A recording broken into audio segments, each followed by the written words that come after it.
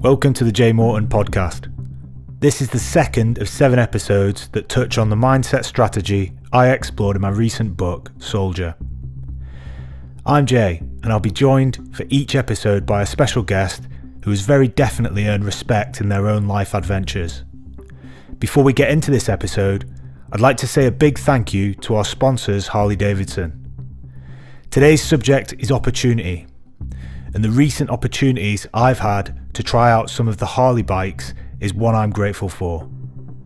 We've got some exciting adventures coming up together, so why not give them a follow on Twitter at Harley_UKI or Instagram at Harley-Davidson_UK to share the experience. Speaking of shared experiences, my special guest today is Andrew Cotton. Andy is a big wave surfer from Devon who's dedicated his life to finding and surfing some of the biggest waves in the world.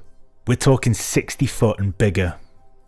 We talk a lot about fear, Andy's preparation to surf these monsters, and what it feels like to wipe out in 60 foot waves. Please welcome Andrew Cotton. So Andy, welcome. It's good to meet you. And you, mate. Yeah, thanks for having me. Whereabouts in the world are you? I am in my van on the North Beach in Nazaré, Portugal. Nice. I've seen your van. Looks lush. Oh, it is, yeah. It's not technically not mine, but yeah. That's better though, right? When you don't own it. It's like we used to say in the army that hire cars are the fastest cars that you can get because it's not yours. Yeah, I can agree with that. It's good. Yeah, that's good. It looks pretty luxurious anyway. So a nice place to spend the winter. Yeah, but like it's been van life's been pretty good, and it is pretty 5-star van sort of style. Yeah. So but yeah, it's been a while now. It's almost coming up to 6 months, so I'm done. I'm looking forward to a proper bed and a house, So for sure. Are you going to come back to the UK? Yeah, I'll be home, sort of wrapping up now and sort of like getting ready to come back. So probably next week I'll come back. It's probably a good time to come back right now. As in, it's still quite cold and grey here, but summer's come in. The daylight hours are getting a lot longer. Yeah, I love. Yeah, like obviously. So I'm North Devon. April, May, June are pretty good at home. Good months. Not too busy. Then it goes a bit crazy over that main sort of 6 weeks. Do you surf all the time? Do you surf all the time when you come back? It's probably less. Like not as like I do surf a lot, but it's more about the past few years. It's been more about when it's really good I surf for me, but it's more about like cruising with the kids, hanging out, surf salting a lot, like fun. Because obviously we're going to get onto big waves soon, but you've just been out in Nazaré for pretty much all of winter, so to then come back from there and go straight into the southwest of England and surf the Devon coast, there must be some. It makes you almost. I kind of dig it because it's like just decompression. I think. Yeah. So like after because Nazaré can be quite intense and although that I love surfing and it's my passion and that sometimes it's nice just to go surfing, just cruising without having to put, safety vest on or, or flotation or, so all that, so it is. And that's also where I grew up, where I learned to surf, like Saunton, Croyd, Putsborough, Willicombe, that sort of stretch there, so.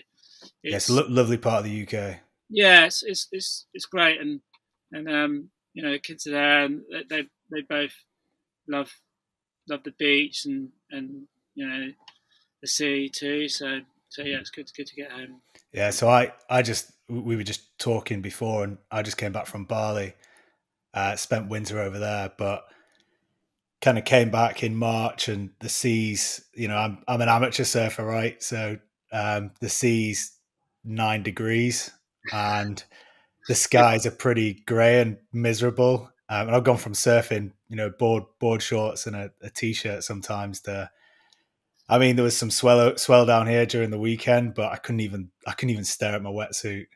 Yeah, it does get like that, doesn't it? You know, like I think it's a test of commitment, isn't it? Like, especially once you've been spoiled, you know, with board shorts and sunshine. You know, like it definitely does test the old commitment. Like wetsuits, car parks, yeah, like wind, Yeah, rain. I think I'm lucky that I missed the winter, the harsh winter, because we had some, or I wasn't here for it, but there was some snow. Yeah, and I always find that, you know, if you go surfing for 2 days, like I used to have a van, so I'd go surfing for 2 days, and that second day when you've got a wet wetsuit and you've not been able to dry it off, and you're trying to put it on in a car park with stones digging into the bottom of your toes, and you're trying to get your booties on, and they're all covered in sand. Yeah, it definitely tests it. You know, it tests your enthusiasm for sure. You know? That's in UK surfing. You know. So how's Nazaré been this winter? That's been good. Yeah, it's been obviously the season sort of kicked off with like one of probably the biggest swells that we've sort of seen in some time, and then it's just been steady. It's been relatively busy. You know, like there's still been a lot of traveling surfers coming through. You know, and big wave surfing. You know, it's such a small community, so it's all, you know, it's the same. It's the same faces. You know, same guys, committed guys. Pretty much on every swell. You know, so because it must be quite cold during the winter. The seas and yeah, you know, Portugal doesn't get the Gulf Stream, which, you know, is the warm water current which the UK gets. So the water's sort of same sort of temperature all year round here. Yeah, and I'm in like a 5 mil suit, you know, boots, gloves, you know, at times. So yeah, it's not warm. But you know, like I used to spend a lot of winters in Ireland, which is that's cold. It's definitely colder. So yeah. So yeah, it's definitely it's a good place to you know, if you're going to spend the winter in Europe, then it's a good place, and want to surf big waves, it's a good place to hang out for sure. Yeah, so I was doing some like, obviously I've followed you for quite a long time, Andy, as an avid surfer, but every time I watch your videos, like I was doing some catch up on you last night on YouTube, and every time I see your videos or big wave surfing, like it gets me fired up. You know, and I reckon there's, you know, if you Google, right, the top 3 most dangerous sports in the world, it's big wave surfing, base jumping, and high altitude mountaineering.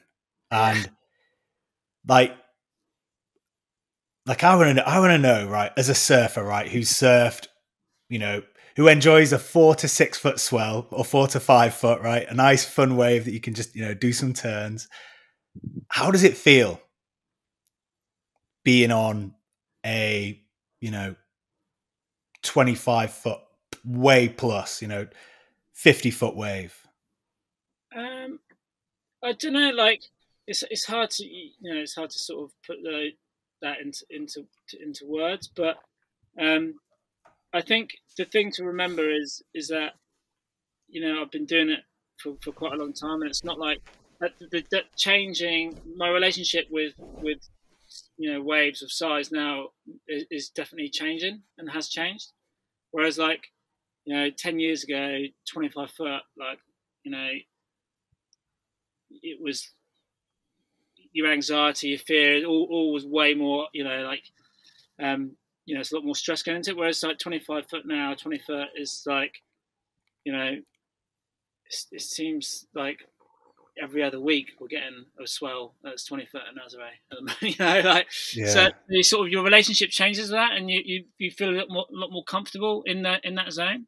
And I think that's just surfing in general. Like, I can remember like learning and growing up in North Devon and feeling, you know, way out of my comfort zone in like 3 to 4 foot Croyd, you know, and you battle that zone for a while, and the more you do it, the more you push your limits at your home spot, you know, that 3 to 4 foot becomes more comfortable, you know, and then it's like, oh yeah, this is like easy now. I'm really super comfortable on 3-4 foot, and then you push it again. You have that opportunity to maybe like once or twice a year there'd be some a bit bigger waves at your home break, and then you get to test your comfort zone again. So for me, it's just been a constant.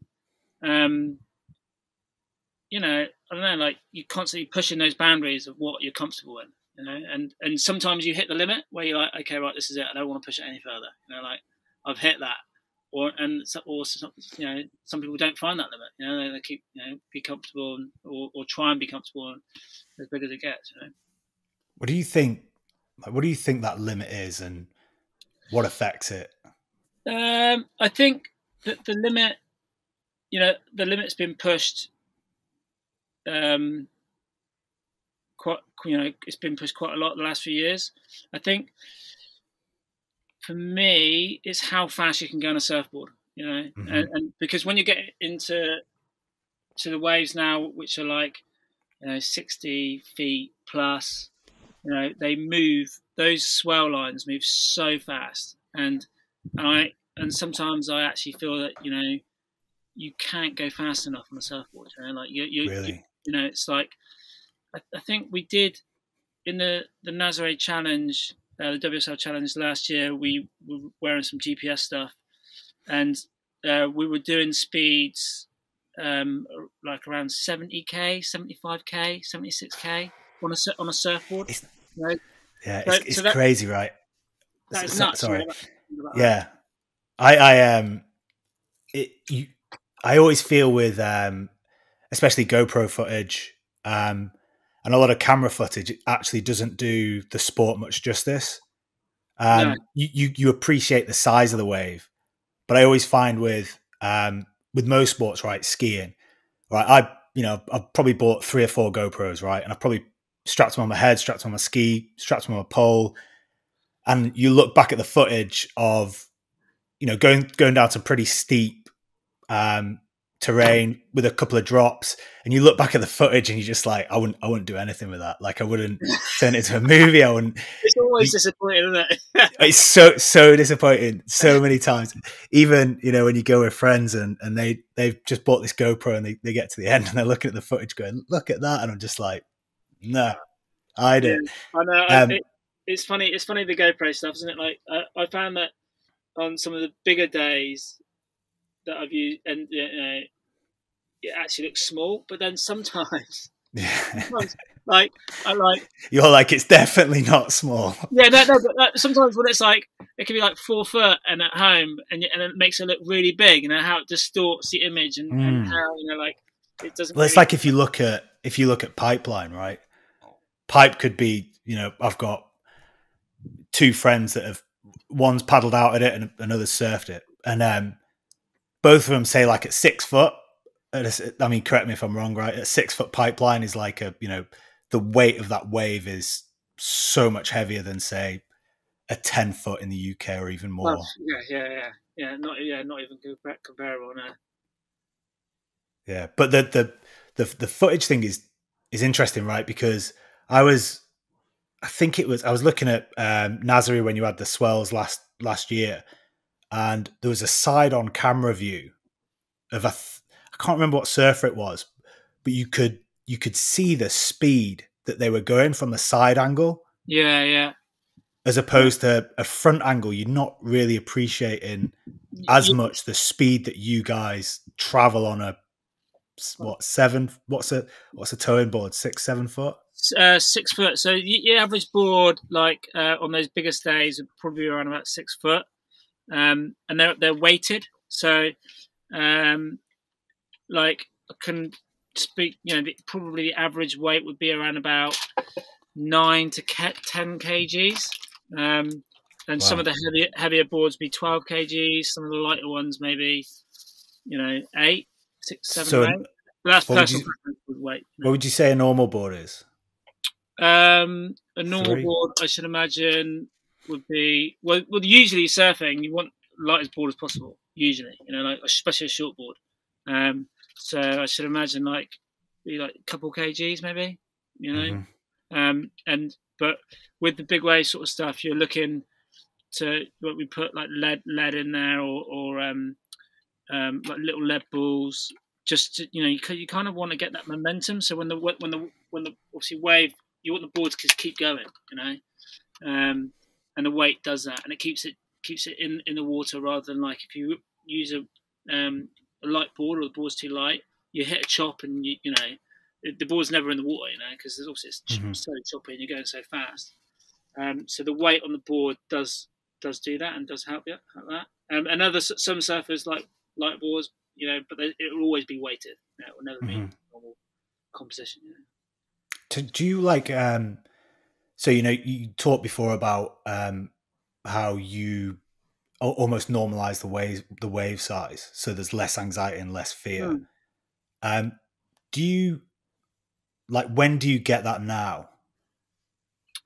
I sometimes anxiety and like I think to a degree, like when you're looking at the forecasts, and you see like where it could be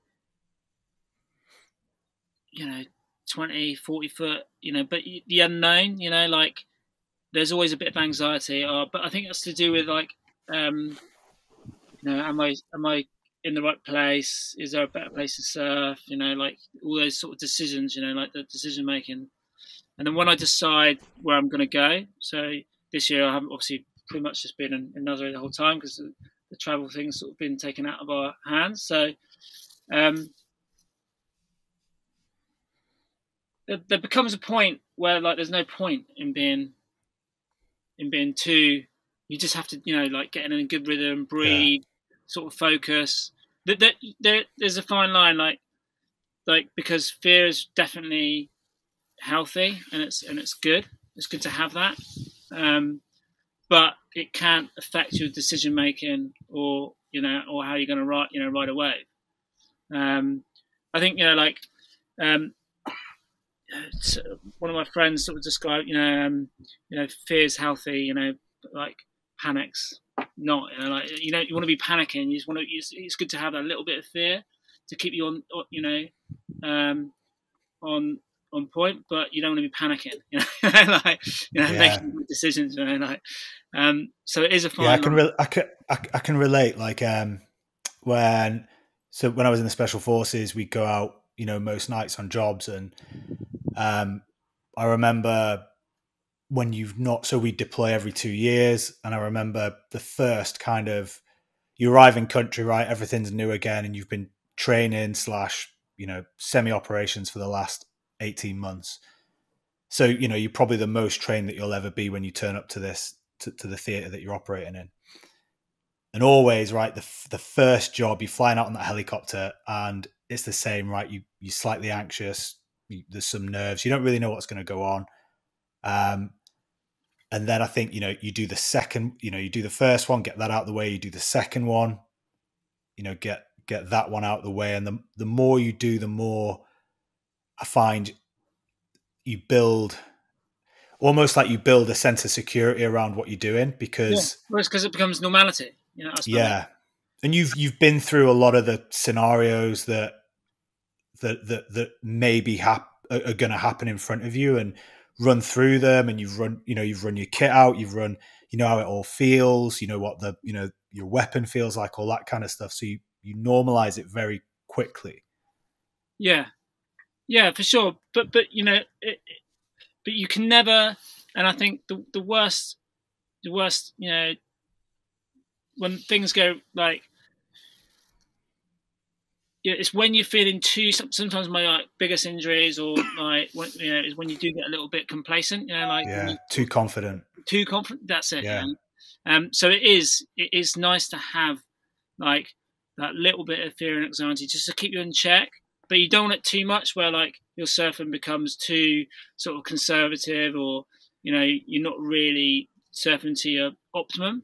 But then obviously you don't want to go too complacent where you're making silly mistakes, you're falling, or you're getting hurt, or you're because if you're falling or going too deep and not making waves, then obviously you're risking your safety team, or losing a board, or not being ready for the bigger set of the day or whatever, so it is a fine line, but that's why I think, like, being here all season and in Portugal, because Nazaré, like, without a doubt, it's always, like, it picks up so much swell. It's always like, it's like the ultimate training ground for big wave surfing. Yeah. Could you paddle or tow, it Yeah. doesn't matter. Like, it's always massive. It's so it is a good place to train and sort of push those limits and see how comfortable you are.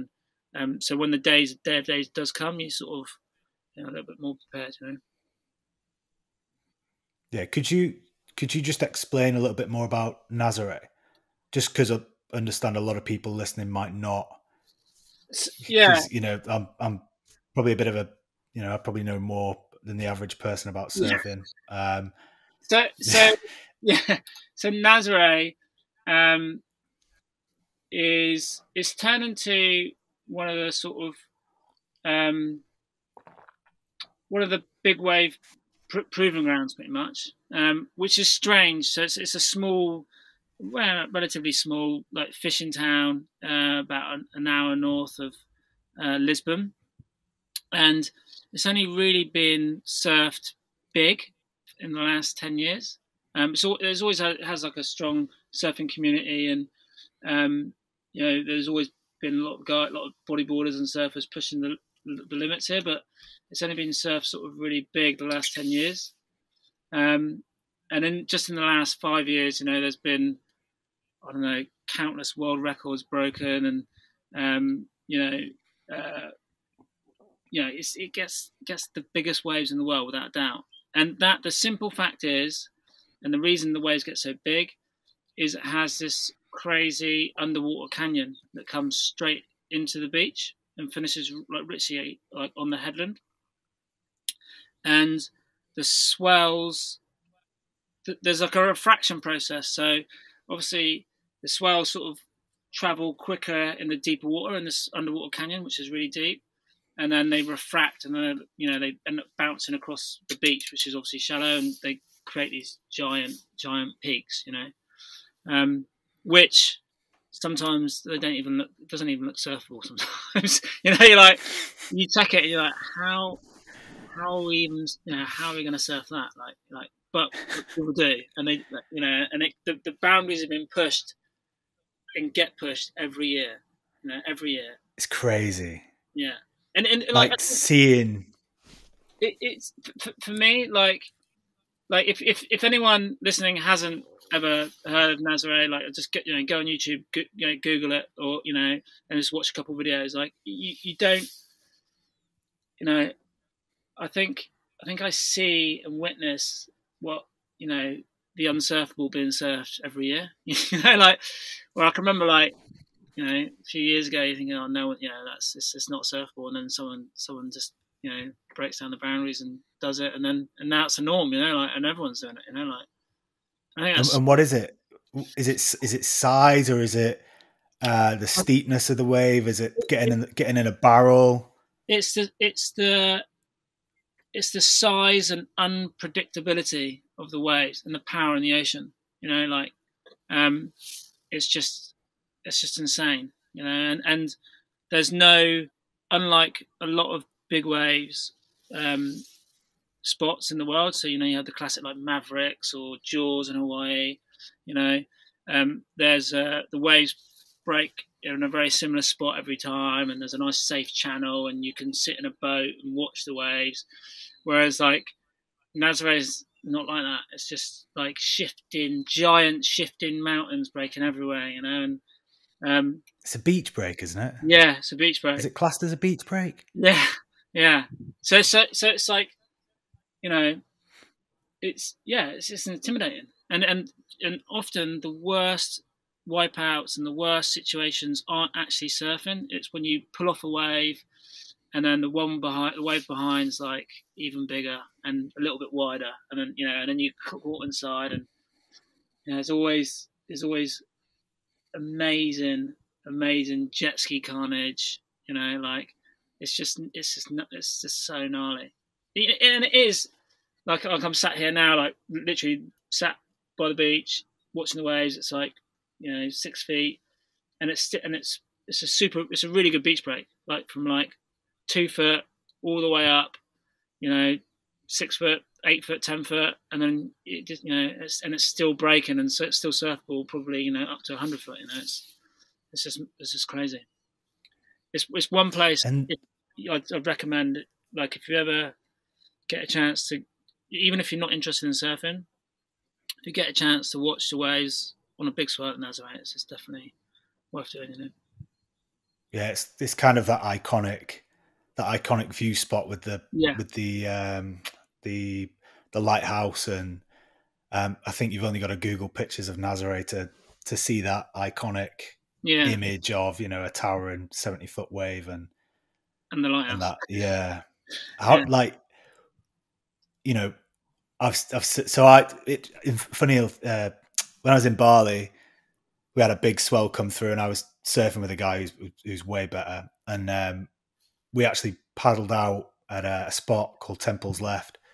I think it's called something else, but we called it that because it's next to a temple. But we turned up, and I'm not a great surfer. I've probably surfed for 6 or 7 years, but off and on because I was in the military at the time. And the last 2 years are probably the most that I've ever surfed. So we turn up to this Temple Left, big swell, and everyone's turned up, right? All the locals, all the good surfers turn up, and I'm looking out, and you can see it's probably like, you could tell it was like double overhead and a half. So, probably about 18 foot faces breaking, Indo size, Bali size. And there was 2 people in the water surfing. So the way you get in, you go down these ladders, and there's a sketchy little rock area, and you've got to time it right, because the water's, at that stage, there's a lot of moving water around and a lot of undulating swell and a bit of backwash, and there's a big channel that, for people that don't know what a channel is, the channel's just where the water channels into an area and takes you out. And you got to time it right between the waves, where you can just jump out onto this little beach, and then just you're out onto the water as fast as you can before getting smashed on the rocks. And at the time, these 2 surfers had come back in, so there's no one out there, right? And me and there was an Aussie guy and my British mate. We paddled out, and those 2 were way better than me, right? And we're sat in the water, and luckily there's a channel that takes you around, and there's a smaller shelf coming off the main peak, right? And I was sat there, and I've been in some pretty hairy situations, right? And I think just like feeling the power of the ocean, of these, what I deem to be massive faces that were breaking right next to me. And right, so my mate caught one, the Aussie guy caught one, and I was, because no one else around, right? It was big enough that no one else wanted to come in the water, and I'm sat out there on my own on the board, and this 18 foot easy breaks right next to me, barreling section, like 20 meters from where I was. I don't think I've ever felt that scared in my life, or that, I instantly started, the shakes started to come out a little bit. And I've been in some airy situations, right? For pretty much the majority of my life. And I ended up I think I paddled in, and I got a few of the smaller sections right. There was probably a 6 to 8 foot shelf that was coming off that wasn't really rideable. It was quite lumpy. But I remember coming out of the water. No one else had paddled out. And I just remember, I don't know, like, I felt such a buzz from seeing that and being so close to it and witnessing it. I wanted to get back in again and try it again. And I was a bit gutted that I hadn't gone for one of the bigger waves at the time. And I think, we had the wrong boards. We were all on like a short board set up. So, speaking to the other 2 lads, they were saying that we needed bigger board, probably needed a small gun to surf them. But I was like a little bit gutted that I just hadn't gone for one, and even if I'd have wiped out, just felt what it feels like to be in a bigger wave than, or the biggest wave that I've probably surfed. Yeah, like the ocean's, like it's intimidating, isn't it? Like, and it can make you feel, even when it's. I'd say it's, for me, it's possibly one of the most intimidating areas on this planet, because we're not designed to be in the water. We're designed to move on land. So if we're in the mountains, we're on land. If we're in the jungle, we're on land. If we're in the Arctic, we're on land. But once you go into that water, it's so different than anything else. Yeah. I think, and that's the thing. It's we sort of when we talk about, I do like these courses, like breath training and mindful courses with my my trainer Andrew Blake.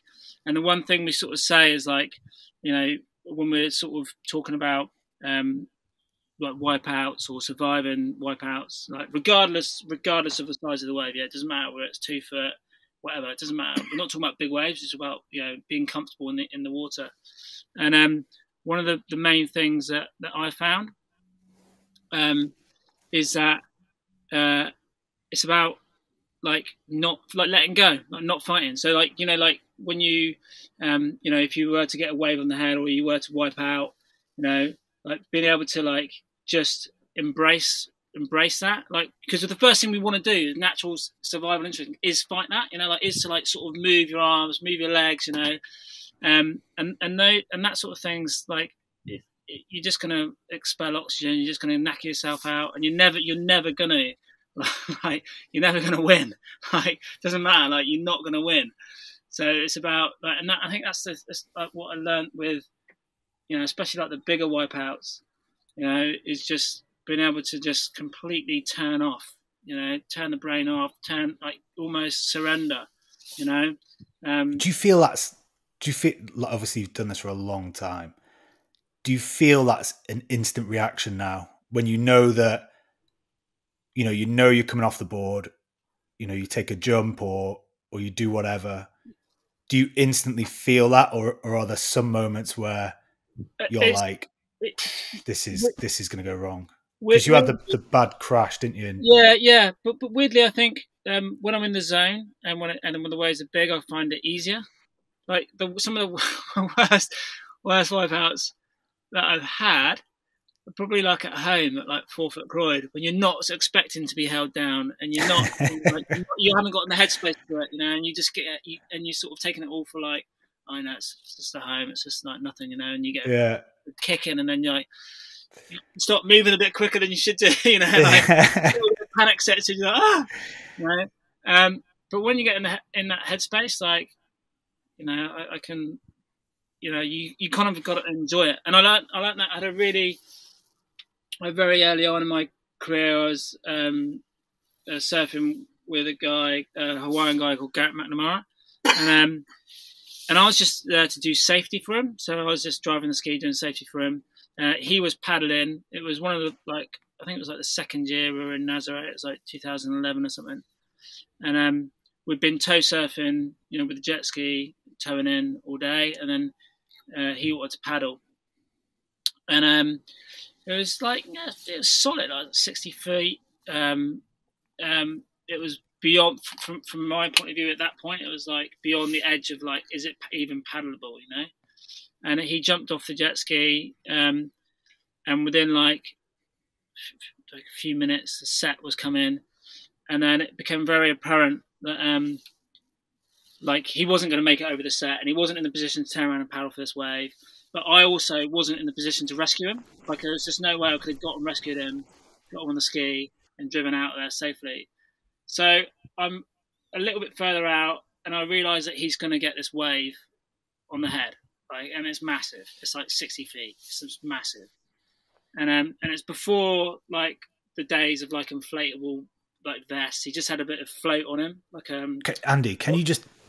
I'm just thinking about people that don't know. So, skis, obviously a jet ski that you use to rescue people and tow people in, and then the vest. So nowadays we have inflatable vests which we can which we can have like CO2 canisters in, which you can inflate, and they're sort of relatively new.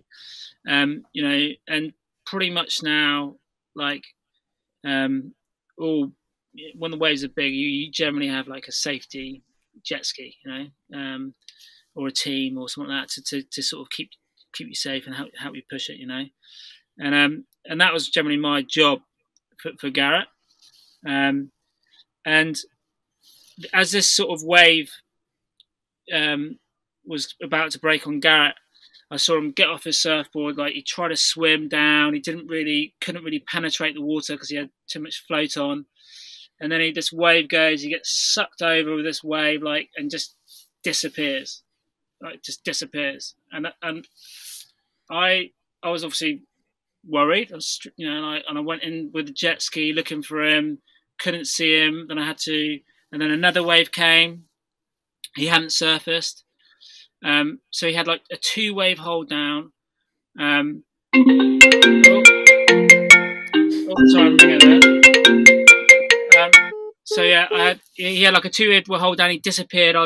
Then I started going to panicking a little bit, is he going to be alive? Is he going to be passed out? Is he, and then he just pops up out of the water, and I thought he would either be completely either almost died, or in shock, or freaking out, or angry at me for not being able to rescue him before the wave got him. And he just had this huge smile on his face, wow. And it was he dropped. He absolutely loved that. He loved that sort of not being in control, that thing that everyone else fears, the unknown, the wipeout, the being held under. He loved it and embraced it, and that enabled him to put himself in those positions. And ever since then, I've been okay, right. So you've got to learn to enjoy the most uncomfortable situations. You've got to learn to love those, and then and that enables you to enjoy it, enables you to push your surfing limits. It's one of those things, right? That's so easy to say, but yeah.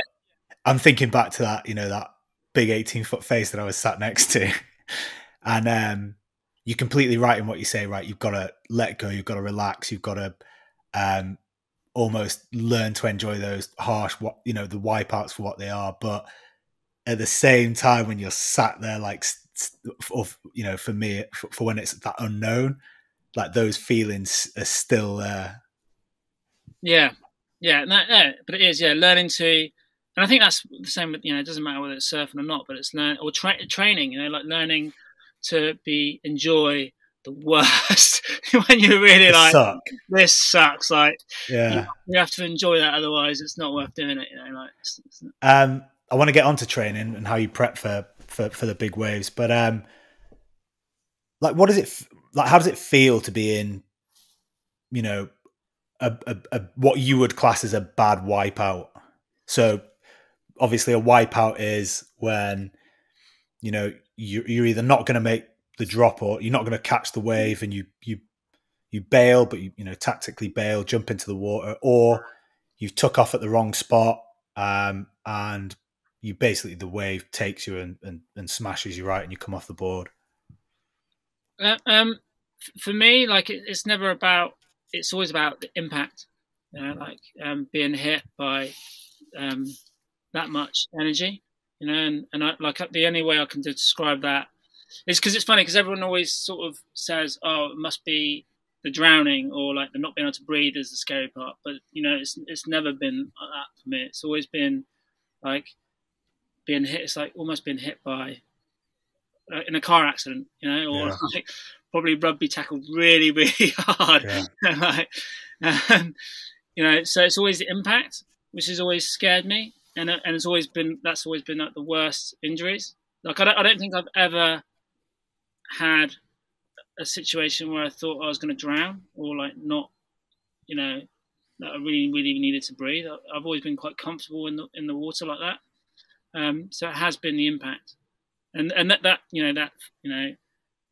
for that, you can break legs, break arms, tear muscles, and for me, I know that, I hit the water so hard a few years ago, in 2017. You know, I broke my back, and that was just from being hit by a wave.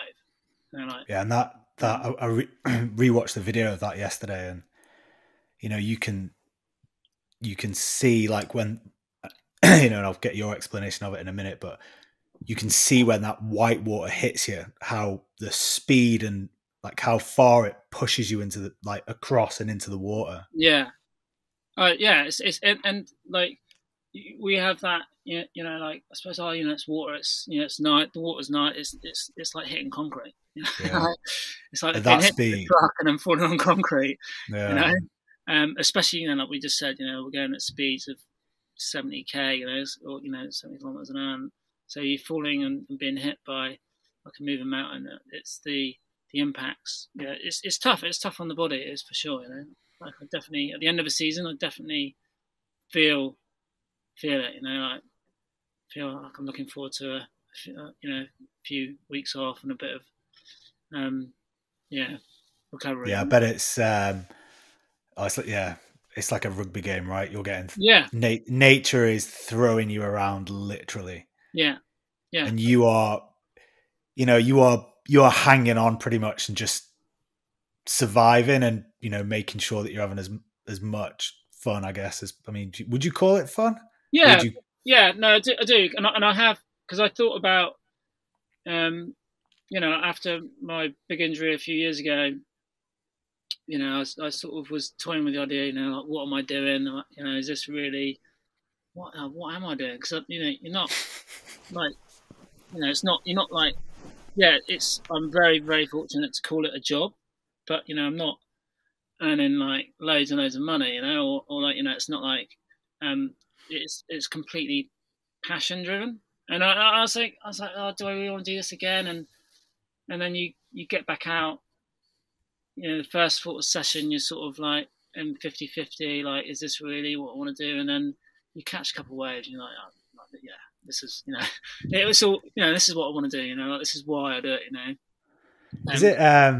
Is it because the rush that you must get from catching a big wave must be hard to beat, you know? And I've always had this thing where I'm conscious that the more excitement I have doing whatever activity it might be, right? This year I'm racing cars. Before it was, you know, testing myself in the mountains. And I'm conscious that the more of those highs that you feel, the more you want, right? Because, you know, for example, going and climbing Everest, the 2 or 3 months after that, when you come back and you're back in normality, whether it was, you know, going back into the military or, you know, just going back into, you know, being in a house and sleeping in a bed, there's a level of depression. Yeah. And I don't mean depression as in like I'm sat there and feeling depressed, but, you know, you've had this extreme high moment of summiting Mount Everest, and there's a lot that goes into that, which it's the same with you. You put a lot of energy and effort into training, into preparing mentally and physically, that when you finally reach that pinnacle, there's that high that comes with that, and that feeling of extreme achievement, that when you come back to a level of normality, I literally find that, like, I go through, and, you know, the toll that it takes on your body, you know, I go through easy 2 months of just struggling to, you know, find, I don't know, happiness almost, or find as much joy in things. Yeah. I completely, I get that, and, you know, I understand it, and, you know, I think we all, as like anyone with, you know, any athlete or anyone who does, you know, like, has those extreme highs, whether it be, you know, a football match, a rugby match, or, you know, an achievement, whether it's climbing or surfing or whatever, like the you know, after match or after season lows can be quite low. But I think for me, like learning to manage those have been sort of a big part of my sort of development as a as a surfer and as an athlete. You know, like understanding them and like I've more tools and more more reasons to get through them, I suppose. But they can be, because you feel like sometimes I'm like disappointed, like I put so much effort into like a 6-month window, which might actually the pinnacle. You never know, like I don't know. You're like, what was that all for? You know, like, and like, yeah, because that's another no, but that's another weird one, right? And humans are weird, right? Because you know, for example, you just spent 6 months trying to catch massive waves, and you could like retrospectively look at that and just go, what are you achieving, or like what is the actual purpose of it? I get that. I get that. I look at it and I think, I don't know, I think the older I get, the more I look at climbing, and I'm looking at, I've got a garage full of climbing kit that I've not used for ages. I'm like, I don't know, I don't understand what I'd get from then. I wouldn't get the same kick that I might have got at the start. No. But yeah, it's a funny one. Yeah, the things that get me through it is like, you know, I love now, like when I get back from, like, I'll get back from the season, get back home, and then sort of like decompress for a couple of weeks, and then it's like almost thinking about next season. You know, I start then building up. You know, like, okay, right, start a bit of training, so I spend loads of time on my bike, and I sort of then I'm thinking about, okay, right, you know, what went well this season, you know, what did I enjoy, what did I dislike, and then trying to make the next season better. But you know, and I think that's what sort of helps me get through it. You know, planning, is having that focus. Yeah, having the next thing. But you know, like, and I think that's also is what hard is when you do get, you know, the injuries and stuff like that, and then it's like all that uncertainty pops in, and like, will I be better, and you know, but there are. You know, I've been really fortunate to sort of have good support network around me to help me get through those lows and those sort of like uncertainties. And definitely, like, regardless of anything, I think just being active has always helped. You know? Like, whether it's massively. Not in like necessarily whether it's surfing, but like just being fit and healthy, you know, and doing training or whatever it is, swimming, cycling. Being outdoors has always helped. Yeah, I think, yeah, same for me. And I get, you know, like I said, amateur surfer, right? But I still get, you know, when there's not been waves for a while down here, and, you know, especially now with this, whatever lockdown's going on, I do miss, or I don't get the same feeling, right, as if there's constantly waves and you're constantly getting in the water, even just to get in the water, right? Just that feeling of being in the water. And you know, I surfed last weekend and the conditions weren't that great, but we got in, and it was the feeling that you get from just getting out in the water and just, you know, even if you don't catch any good waves and it's just a load of wind swell, you get such a, I don't know, such a physical, I don't know, an endorphin hit or mental buzz from it, that it's just being in the sea. And like you say, like, it doesn't have to be with a surfboard, you know. I think, you know, there's loads of studies, and, you know, people are sort of, you know, sharing their experiences now with just literally being in the ocean, whether it's with a surfboard or not, or just going for a quick swim, you know, for 2 minutes, and you know, like, how that effect it has on your mental health and how it makes you feel. You know, as massive benefits. You know?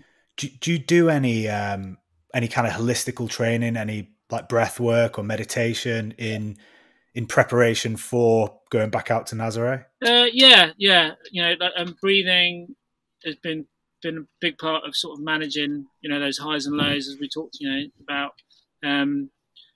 and especially through some of my injuries, like, I found it a really good vehicle for, you know, to help me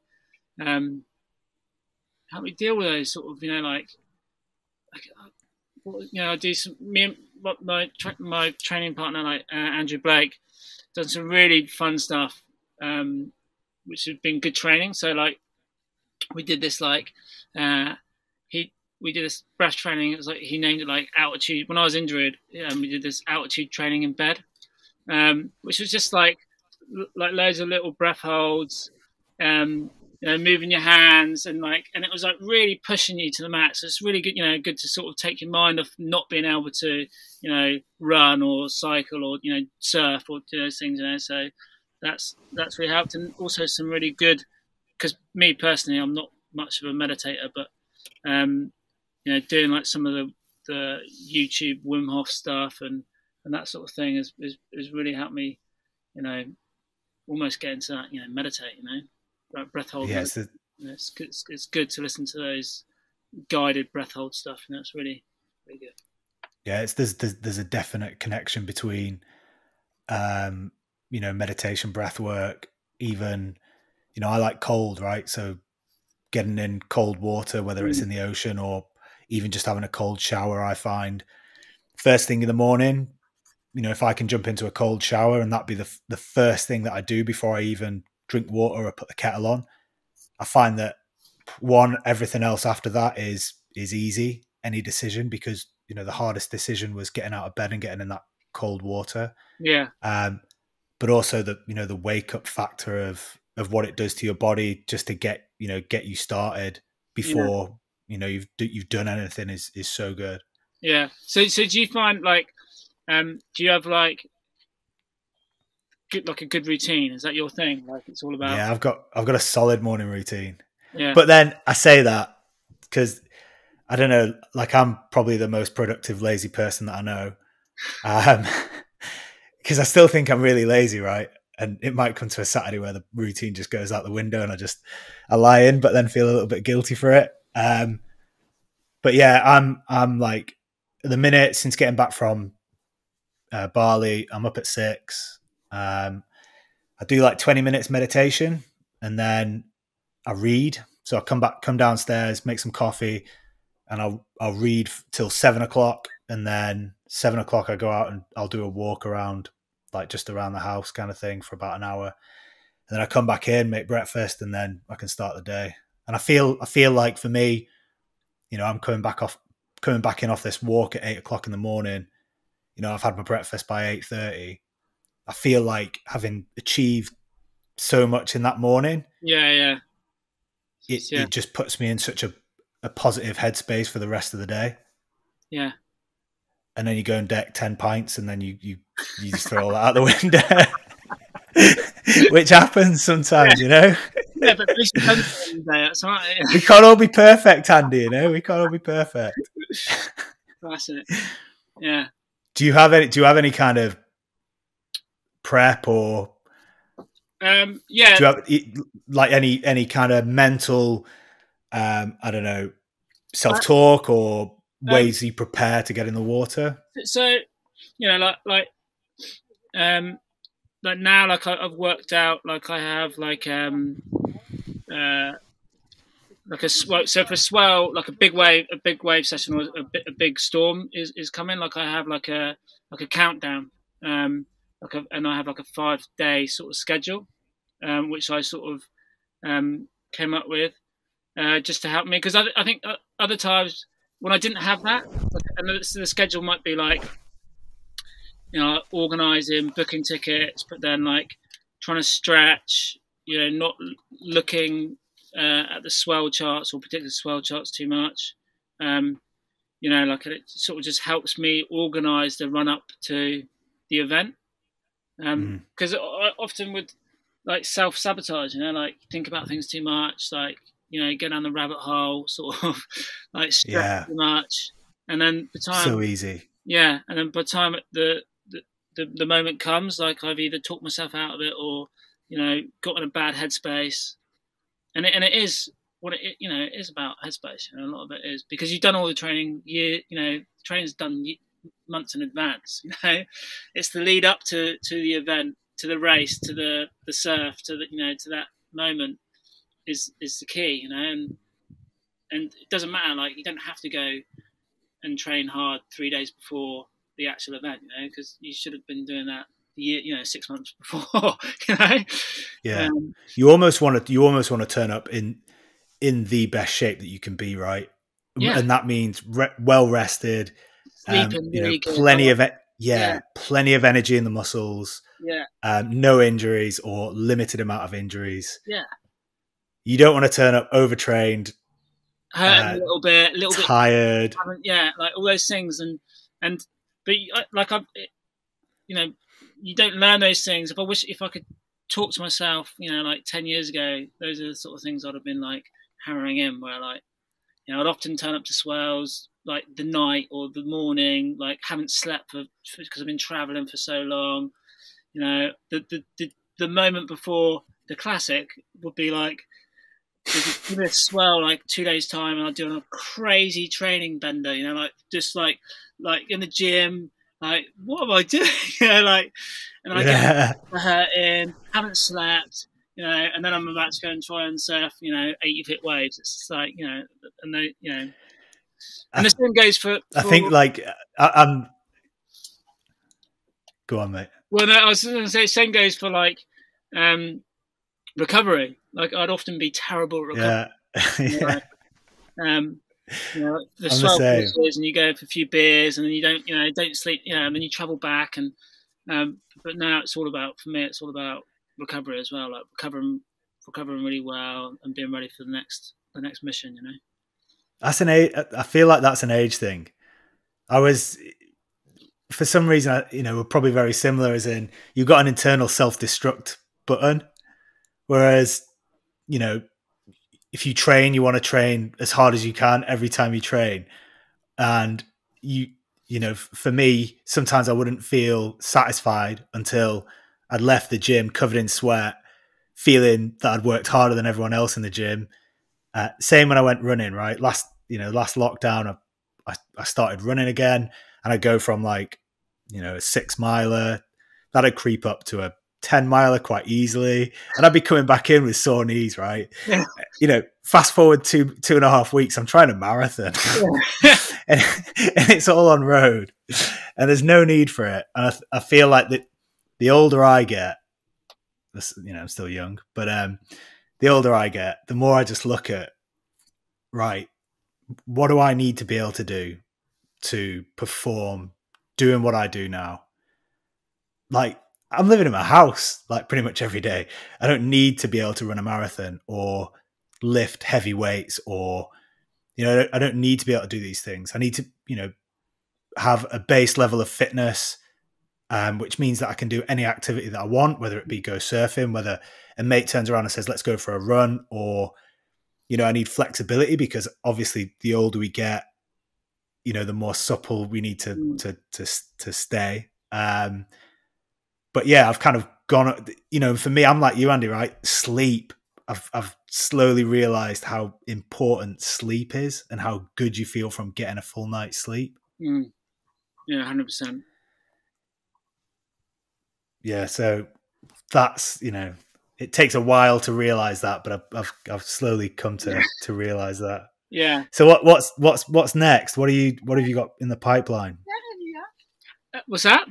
What's next for you? What's next? What's next? Well, just trying to get home.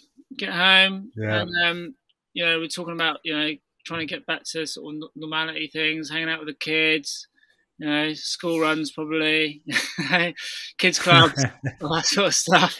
Do you get halfway through a school run? Do you just all of a sudden feel like, oh man, I'd just love to be back in Nazaré? And is there that? No, not straight away. I think towards like September, like give it a few months. Like I kind of like to, get into it, embrace it, and savor those moments. But then I can't stand missing. So if there's like, if I was at home and there was like a huge swell somewhere, those can be quite torturous. Not only for me, but for anyone I'm around, I suppose, because I'm like wanting to be somewhere else. But other than that, like I kind of, I enjoy, enjoy being home, but then it's good to be home, but it's good to be also focusing on the next season, or the next sort of goal setting, or next project, or the certain mission, for for sure. Awesome, Andy. Well, when you come back to the UK, let's try and get out on the water. Yeah, you'll have to come. Yeah, have to come down to Croydon or something, and we'll have to hook up for a surf for sure. Yeah, definitely. It's been great talking to you. Where can people find you if they want to? So yeah, like everyone on Instagram and Facebook. I think my Instagram handle's Andrew_Cotty, and on Facebook it's just Andrew Cotton Surfer, I think. So. And I recommend everyone go to Andy's Instagram, and because it's full of basically everything that we've been talking about, big waves, pretty much. Yeah, loads of content on there. So yeah. Awesome. Cheers, Andy. Great to speak to you. Yeah, and you. Thanks very much, mate. Cheers, man. Thanks to our sponsors, Harley-Davidson, who have helped make this latest adventure possible. Check them out at harley/davidson.com or give @Harley_UKI a follow on Twitter. Thank you.